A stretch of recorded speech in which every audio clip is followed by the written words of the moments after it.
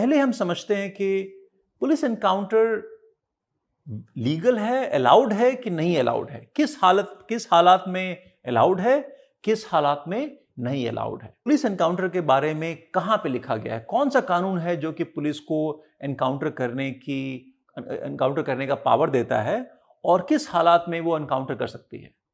तो अगर आप देखेंगे आईपीसी सीआरपीसी में तो आपको क्या मिलेगा, कुछ भी नहीं। पुलिस एनकाउंटर का कोई जिक्र ही नहीं है। तो मतलब पुलिस एनकाउंटर फिर है क्या? बहुत ही सिंपल। मैंने एक और एपिसोड में डिस्कस किया था कि पुलिस को ही नहीं, हर एक इंसान को आत्मरक्षा में एक्शन लेने का, आत्मरक्षा का अधिकार है। तो जो पुलिस एनकाउंटर है ये कुछ और नहीं, ये सिर्फ आत्मरक्षा में पुलिस गोली चलाती है और उसमें मान लीजिए कोई आदमी मारा जाता है तो उसी को हम पुलिस एनकाउंटर कहते हैं। एक आदमी ने गोली चलाई, ठीक है, और उनके पास कोई तरीका है कि बिना गोली चलाए उसको पकड़ लिया जाए, हाइपोथेटिकली, राइट। तो ऐसे केस में फिर पुलिस गोली नहीं चला सकती है। और जैसे कि मैंने पहले डिस्कस किया, मान लीजिए गोली चली और फाइनली अगर वो लोग हाथ उठा के बाहर आ जाते हैं तो उस समय भी उनको शूट नहीं किया सकता है। तो अगला सवाल यह है कि अगर पुलिस को अधिकार है एनकाउंटर करने का, अगर उनकी जीवन को खतरा हो, तो फिर इतनी कंट्रोवर्सी क्यों होती है? उसकी वजह यह है कि पुलिस में जनता का, लोगों का विश्वास, भारत में खासकर पुलिस में जनता का विश्वास कम है।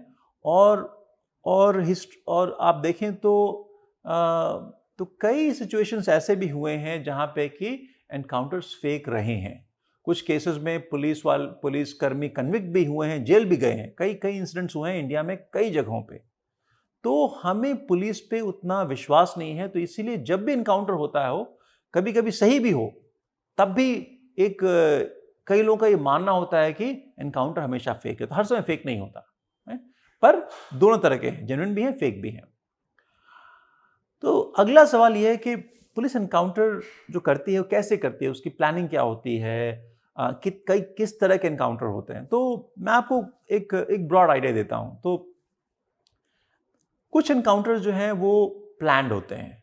तो मान लीजिए कि जैसे कि एग्जांपल मैंने दिया पहले कि एक घर है जहां पे कि मान लीजिए 2-4 गैंगस्टर छुपे हुए हैं और पुलिस को पता है कि ये आर्म्ड है, उनके पास बंदूकें हैं और अगर उनको अरेस्ट करने गए तो वहां से गोली चलेगी।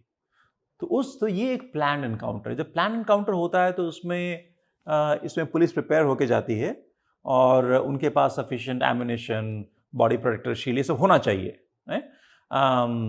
और उस केस में अगर प्लान एनकाउंटर हो तो नॉर्मली पुलिस कैजुअलिटी नॉर्मली नहीं होती है, बट इसकी कोई गारंटी नहीं है। जैसा कि आपको पता है बाटला हाउस एनकाउंटर हुआ था, उसमें दिल्ली पुलिस के इंस्पेक्टर मोहन चंद शर्मा वो मारे गए थे, राइट। वो पता था, वो एक तरह से आइडिया, इंटेलिजेंस थी कि वहाँ पे टेररिस्ट हैं, पर उसमें फिर भी जितना ही प्लान कर लिया जाए खतरा रहता ही है, राइट।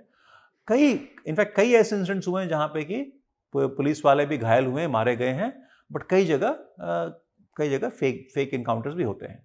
पर ये हर एनकाउंटर जो फेक है, ये जो मानना है लोगों का, वो सही नहीं है। एक और एग्जांपल लेते हैं। मान लीजिए लोखंडवाला में 1991 में एक शूट आउट हुआ था। 4 घंटे गोली चली थी वहां पे और उसके ऊपर एक फिल्म भी बनी है इसी नाम से, शूट आउट एट लोखंडवाला। तो उसमें काफी कंट्रोवर्सी हुई थी। तो लोगों ने बोला कि फेक है, कुछ लोगों ने बोला जेन्युइन है।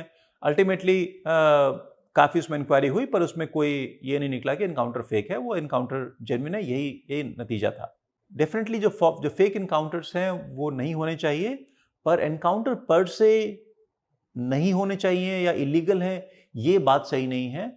और ये कानून ने ये पुलिस को ये सिर्फ हक नहीं, एक रिस्पॉन्सिबिलिटी दी है कि वो क्राइम को रोकने के लिए नेसेसरी एक्शन लें, पर ये एक्शन नियम के और कानून के हिसाब से होना चाहिए।